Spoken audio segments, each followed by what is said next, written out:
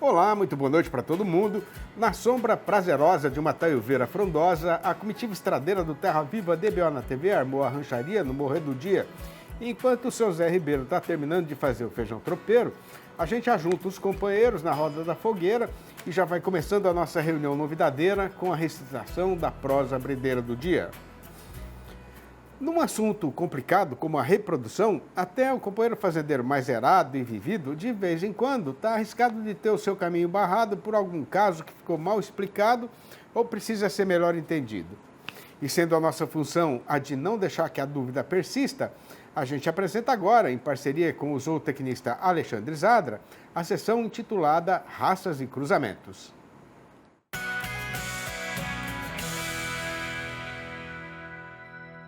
E a pergunta que vai ser respondida no programa de hoje foi mandada pelo nosso companheiro boiadeiro Vitor Amorim, lá de Carlos Chagas, nas Minas Gerais. Ele tem um rebanho com 500 fêmeas Nelore e está querendo, em primeiro lugar, melhorar a qualidade do seu plantel, inseminando essas vacas com Nelore mesmo, né, para apurar o sangue. Aí a dúvida dele é qual raça usar para emprenhar as filhas destas matrizes, para aumentar a produtividade e, logicamente, a lucratividade do negócio. Pois então, tendo feito já a perguntação, agora a gente fica de banda para escutar o que é que o Zadra vai falar. Olá, Vitor! Quando a gente pensa em melhorar a produtividade, eficiência em casa, na fazenda, nós só temos uma forma de se fazer animais mais novos que vão para o abate, para diminuir custo fixo sobre ele, né? A incidência de custo fixo sobre ele. Se o animal vai embora com 3 anos para o abate e a fêmea entrar no cio com 2 anos e meio, 3 anos, significa 3 vezes o custo fixo da sua fazenda, que é mão de obra, depreciação de maquinário, reforma de cerca, etc. Isso todo ano impacta no custo dos animais. Se o animal vai embora com 3 anos, como eu falei, significa que ele vai ter 3 vezes esse custo nas costas dele. Se o animal vai embora com 2 anos, ele tem apenas 2 vezes esse custo. Pensando nisso, falando em genética, a gente tem uma forma que é com menos esforço de você fazer animais mais precoces, é fazendo cruzamento. Então eu recomendo que você faça cruzamento no gado que vai para o abate, que é vendido, né? Por exemplo, se você for fazer a meio sangue Angus, eu recomendo que você segure as fêmeas.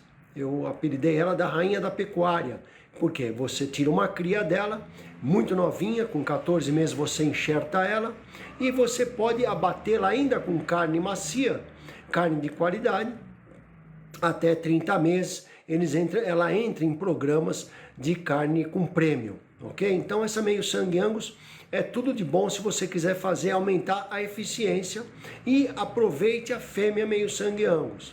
Aí você fala, mas eu preciso repor meu Nelore, eu preciso melhorar meu Nelore. Então, se você quiser realmente trabalhar com melhoramento de Nelore, o ganho genético é demorado, são gerações para você conseguir fazer um animal precoce e uma matriz melhorada até você vai ter, por conta de habilidade materna ter uma boa herdabilidade. Reprodução que tem uma herdabilidade menor, então o cruzamento é melhor quando você pensa em melhorar a reprodução do seu gado. Portanto, Nelore, para fazer Nelore em cima, você joga aí nos melhores carimbos, insemina suas melhores vacas adultas aneloradas com Nelore. Se você quiser fazer uma coisa diferente, dando um pouco mais de reprodução, mais de precocidade sexual, eu recomendo que você faça cruzamento entre zebuínos, como, por exemplo, o Cindy. O Cindy é de menor porte. Se você usar sobre a sua Nelore, você fará um F1 entre zebuínos e melhora um pouco a precocidade sexual. Você tem uma outra forma também de abordar isso, que é, você pega todo o seu rebanho, insemina com um europeu, né? Aí materno, como Angus, por exemplo, Hereford, e depois você volta com um zebu provado parto fácil sobre a sua meio sangue, fazendo uma 3/4 zebu espetacular, ok? Sobre a meio sangue, o que fazer? Se você tiver feito as meio sangue Angus e quiser fazer um cruzamento terminal, você tanto pode usar os taurinos adaptados quanto os bimestiços. Lembrando que os bimestiços Brangos, Brafor, Santa Gertrudes, Canchim, você tem um metabolismo um pouco mais alto que você precisa de mais capricho, ok? Espero ter respondido sua pergunta e lembro, a diferença entre touros é maior que raças. Consulte a gente, o pessoal da Genex, que nós estamos à disposição para indicar o melhor touro para o seu objetivo. Um abraço a todos e vamos para o campo! Compartilhadas as primeiras conversas e dedilhadas no braço do Pinho as modas abrideiras, a gente vai fazer agora a nossa parada costumeira para voltar de novo a andar neste mesmo caminho dentro de instantes. Aguarde! Nos 4 primeiros meses deste ano presente de 2023, as exportações de leite e derivados da Argentina aqui para o Brasil aumentaram quase 3 vezes em relação ao que tinha sido registrado no período correspondente do ano passado, enquanto os embarques do Uruguai para cá foram 5 vezes maiores no mesmo espaço de tempo considerado. O problema é que, ao mesmo tempo em que o nosso mercado está escancarado para os fornecedores estrangeiros, aqui no nosso próprio terreiro, o consumo continua ridículo e desmilinguido. E para piorar um pouco mais a situação, o preço pago pelo laticínio, que ainda estava ajudando o fazendeiro brasileiro a segurar este rojão, agora mudou de direção e está pegando rumo de descida no estradão. Pois então, para campear o melhor entendimento a respeito do que é que pode ser feito pelo produtor de leite no enfrentamento desta consumição, a gente pediu a gentileza de uma entrevista ao engenheiro agrônomo e pecuarista Roberto Yankee Júnior, presidente da Agrindos e vice-presidente da Abra Leite, a Associação Brasileira dos Produtores de Leite, que vai participar do programa falando ao vivo pelo telefone, diretamente de Paranaíba, em Mato Grosso do Sul. Boa noite, um prazer estar com vocês, Silvio. Ô Roberto, o prazer é nosso, né? Agora vamos começar a nossa prosa perguntando o seguinte: qual é a explicação para este caso que está sendo acontecido com as importações de leite e derivados pelos laticínios e distribuidores brasileiros, hein? Bom, nós somos um mercado cativo aqui da Argentina e do Uruguai, né? E nessa questão do câmbio ter melhorado e os preços internacionais começarem a cair depois de todo aquele aumento que houve na pandemia e naquele momento de inflação lá no exterior, em que realmente a tonelada de leite em pó ficou muito mais cara, agora nesse recesso dos preços e a perda de valor do real aqui, né? Quer dizer, ficou mais interessante a importação, então o mercado arbitrou pela importação, porque ficou mais barato que o leite nacional. Isso vem acontecendo nesse sentido de pressionar aqui os preços internos, os preços começam a cair, até o momento que tem o equilíbrio, né? Aí as empresas param de importar leite. Mas é uma coisa que vem acontecendo todos os anos. Chega um momento em que é mais interessante trazer leite de fora, né? Ô Roberto, a gente pode dizer que os produtores brasileiros não estão dando conta de fornecer esse leite que a indústria está indo buscar lá fora?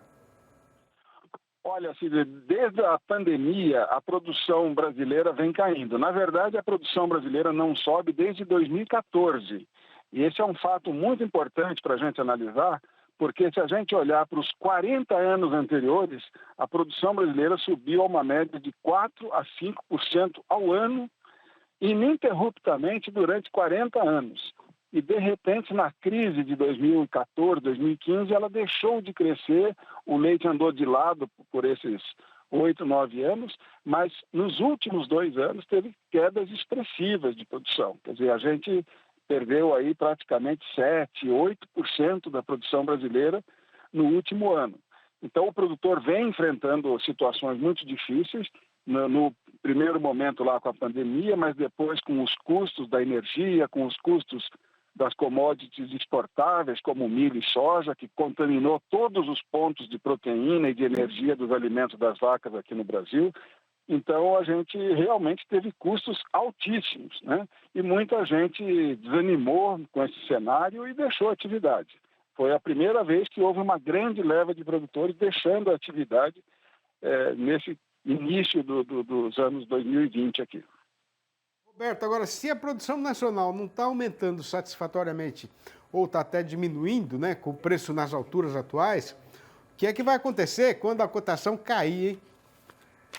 Pois é, o que está acontecendo nesse momento é que o Brasil é um importador líquido de leite há muitos anos. A questão é que o aumento da produção nacional não era suficiente para atender o aumento da demanda nacional. O brasileiro saiu em 1994 de 110 litros per capita de consumo anual para 178 litros em 2018, 2019. Acontece que também em 2020, 21 e 22, o brasileiro bebeu menos leite. Esse número caiu para perto de 162 a 163 litros per capita ano. Então, também a crise, houve a queda de consumo, né? Agora, o Brasil agora passou de um patamar de 2%, 3%, 4% na importação para um patamar de 6%, 7%. E se continuar nesse ritmo, nós vamos chegar perto dos 10% da produção formal brasileira como leite importado. Isso é muito grave para o país, né? Para um país que vinha com esse crescimento tão forte nos últimos 40 anos. Então, como é uma coisa nova, ela precisa ser muito bem analisada na questão das políticas públicas, porque o Brasil é um mercado livre, né? Desde 91, o Brasil é um mercado absolutamente livre. E o Brasil foi um grande importador de leite em todo esse período. E sempre foi um mercado cativo da Argentina e Uruguai. Mas precisa ver em que momento que isso começa a afetar a condição do produtor brasileiro de produzir, de evoluir, de ganhar em tecnologia, né? E isso está acontecendo com um grupo de produtores, né? Hoje a gente sabe que aproximadamente 80 mil produtores, que representam 8% dos produtores totais do Brasil de leite, são responsáveis por quase 50% da produção formal. Então existe uma ilha de excelência aqui nesse mercado. Mas nós temos que dar condição para os outros produtores também ganharem qualidade, ganharem tecnologia para poder enfrentar os nossos concorrentes aqui do Mercosul em qualidade e também em quantidade de leite, né? Porque a escala de produção é fundamental.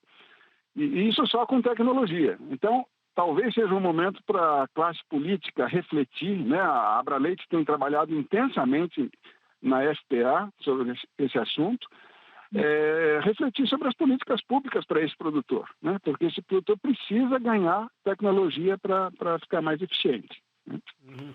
Ô Roberto, proibir ou limitar de algum jeito a importação resolve a situação atual do setor leiteiro brasileiro? É o que nós tínhamos no passado, né? Nós tínhamos cotas de importação da Argentina e Uruguai, mas como existe uma relação de troca muito forte entre os dois países, é quase impossível que isso aconteça agora, né? Então, o que me parece impossível que a gente vá restringir importações.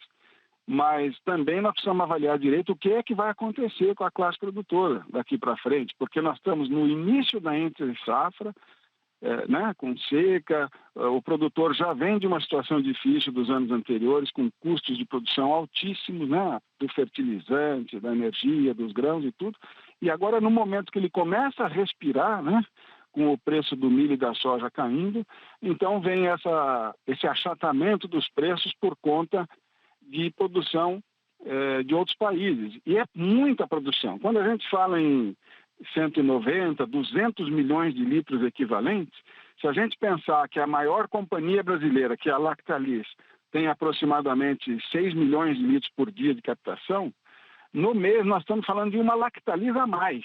Artificialmente nós estamos colocando a maior companhia brasileira no mercado todos os dias captando esse leite, né? Então é muito leite, é muito relevante o volume.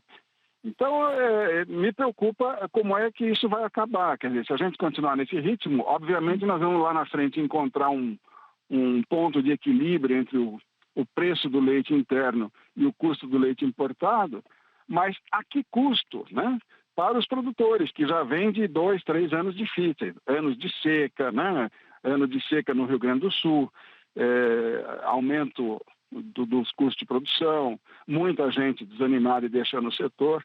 Então, precisa ver aquele velho ditado, né? O pau que bate em Chico também bate em Francisco. O que é que vai acontecer lá na frente com o preço do leite, com toda essa pressão de desânimo, né, em cima dos produtores de leite?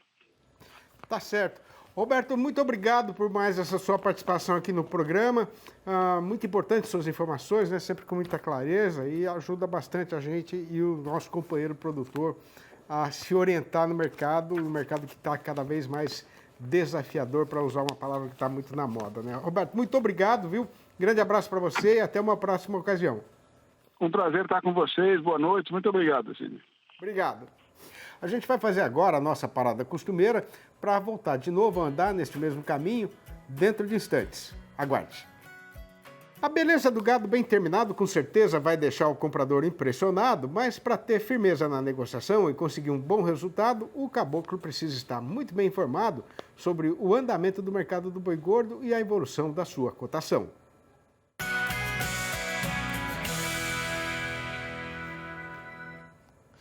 E depois de passar as últimas semanas tendo de se segurar firme no banco para aguentar os trancos do carretão na descida do Estradão, os companheiros e companheiras fazendeiros ainda estão muito ressabiados a respeito do rumo que está sendo tomado pela arroba no mercado.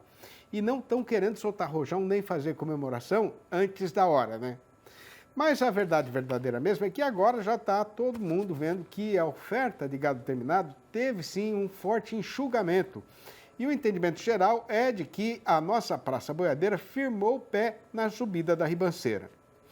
Assim mesmo, conforme tem sido falado aqui dia sim e outro também, o dono do frigorífico deu ordem para a turma dele, que é para aumentar a cotação só quando não tiver outra solução.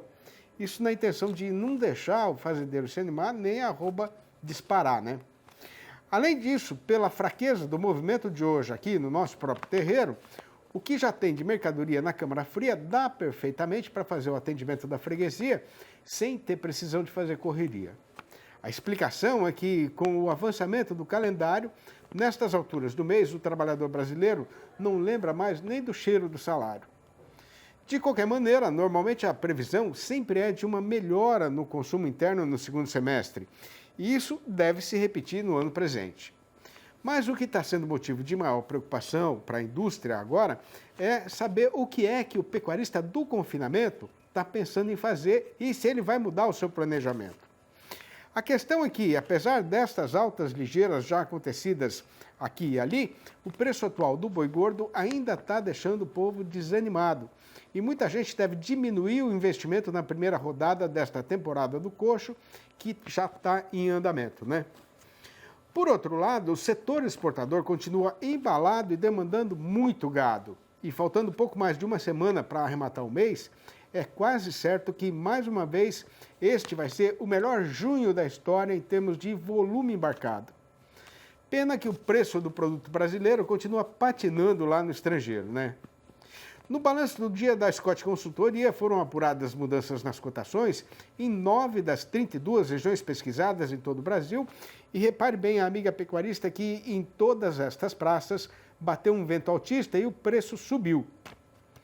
Quem apareceu ponteando a relação foi Campo Grande, a capital de Mato Grosso do Sul, onde o boi passou para R$ 233,50 e a vaca para R$ 213,50, a prazo e livre do Fundo Rural. Em Dourados, o macho pulou para R$ 236,50 e a fêmea também para R$ 213. Em Três Lagoas, o boi foi para R$ 231,50 e a vaca para R$ 216,50. No sudoeste de Mato Grosso, o macho avançou para R$ 212. No norte do Tocantins, o boi já não sai mais por menos do que R$ 197. No sul do estado, a vaca melhorou para R$ 177,50. No Rio de Janeiro, a fêmea avançou para R$ 187. No noroeste do Paraná, o boi pulou para R$ 236,50 e a vaca para R$ 209. E em Pelotas, no Rio Grande do Sul, o macho está sendo negociado na base de R$ 8,75 o quilo vivo, o que dá R$ 262,50 por arroba. Caindo em cascata, o ribeirão arrebata o choro da mata e vem descendo ribanceiras e formando corredeiras que vão lavando o chão do sertão e levando na correnteza para outras naturezas tristezas muito sentidas, saudades nunca esquecidas, lágrimas e mágoas misturadas com suas águas. E lá perto do fim da jornada, o mar oceano tudo estará esperando, de braços abertos, para oferecer, tirada das infinidades das suas profundezas, consolação para toda a consumição da nossa pobre humanidade. Estas prosinhas de caboclo que a gente recita aqui todo dia foram escritas sem pressa nem afobação, no correr da lida, no andamento natural da vida, seguindo a inspiração que viceja sempre no coração do caboclo e na alma sertaneja. E tendo achado por este mundão do sertão brasileiro alguns companheiros e companheiras que gostaram e quiseram escutar de novo, a gente resolveu arrumar um jeito de deixar no alcance de todo o nosso povo e para atender a esta precisão foram feitos os 4 livros da minha série Versinhos de Caipira. Se por acaso alguém quiser saber como fazer para comprar um exemplar ou logo a coleção inteira, pode ficar à vontade para me ligar no meu telefone particular, que é o 11 98224 1807. Repetindo, 11 98224 1807. Ou mandar um e-mail para sidneymastico@uol.com.br ou ainda achar meu nome lá no Facebook. Com a tropa carregada e a boiada já formada e pronta para pegar de novo a estrada, a gente anuncia a retirada e faz aqui a despedida, deixando prometida e combinada a volta do Terra Viva DBO na TV para amanhã, às 6h30 da manhã e às 7h25 da noite. Um abraço para todo mundo e até lá então.